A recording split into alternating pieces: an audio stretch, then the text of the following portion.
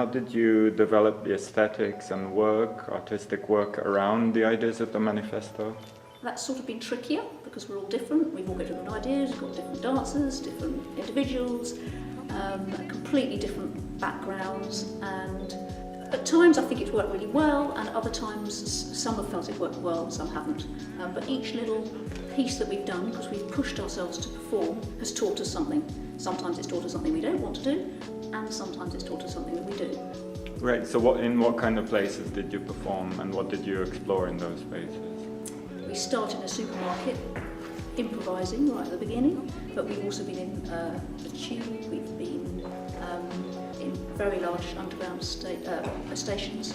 We were at the museum yesterday, so a whole range of places, and we had other ideas we could have done as well if we'd had more time. Ben, as part of the Invisible Collective, how are you developing the musical side of things? We've done a lot of improvisation so far, so we've watched what the dancers have been doing and then responded to that via the music. We're currently, for the final performance, we're pre-writing the music, which we're then going to fit to the dance afterwards, and we're going for quite a rhythmical idea. So the musicians have gone away separately, and now we're going to come together and put it with the dance. Do you find that you're working with the spaces when you're playing the music, like acoustics or? Yeah, definitely. Like the tunnel was like the hardest one because the reverb in there is so massive that you play a note and it continues for like many seconds after. And things like St Pancras, you've got like a lot of like other noise going on, like people walking around, people rushing, like the announcements, big like hall space, so it's very like reverby again. So you've got to like really adjust like how your dynamics especially, and like what kind of thing you're going to play. It's like certain things wouldn't work, whereas other things would. Why is this collective called Invisible? We are called Invisible because we are exploring the relationship between being invisible in the public space and the transition and the journey from that state as in somebody, an individual in the crowd, to a very visible, explicit performance where we are clearly overt in our movement and music. Are you going to have more participants than previously for the last performance? Yes, we will. Yeah, we're going to build up.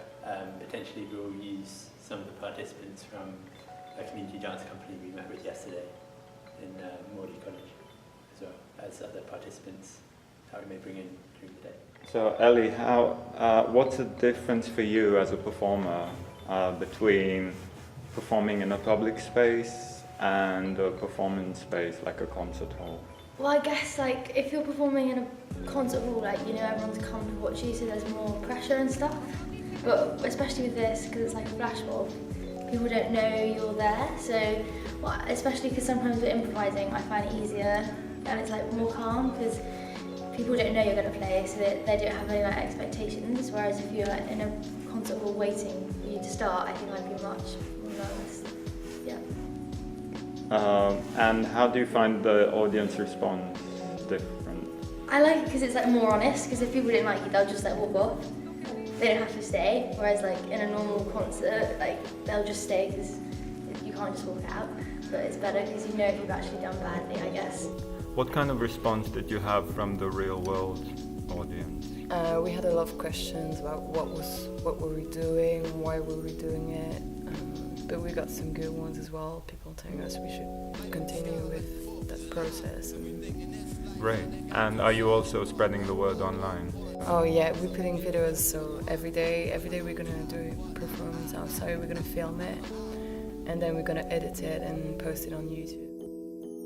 Well, in general, I'm interested in sharing things. I love to share and I love to collaborate. So the idea of flash mob really made me think about a huge event with many people doing stuff together and sharing some love, vibes and dance and music. It sounded really exciting and stimulating for me. Do you think you will continue using this idea of site-specific performance and flash mobs in your future work? Well, actually, I really liked it. I didn't know I was able to perform in public spaces like that. I mean, I don't have many inhibitions. I thought it was really stimulating and challenging. So I think I'm gonna keep this idea of doing performances in public spaces for the future, yes.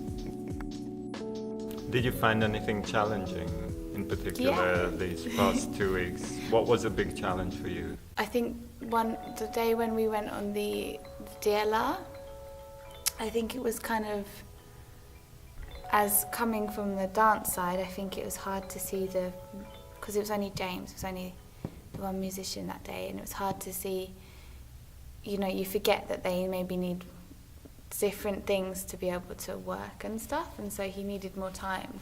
So it was hard to kind of get everyone to work cohesively. And for you personally, what took you out of your comfort zone? Being on the DLR and putting on really bad lipstick and then having to do crazy movements. And I nearly fell on a woman's lap.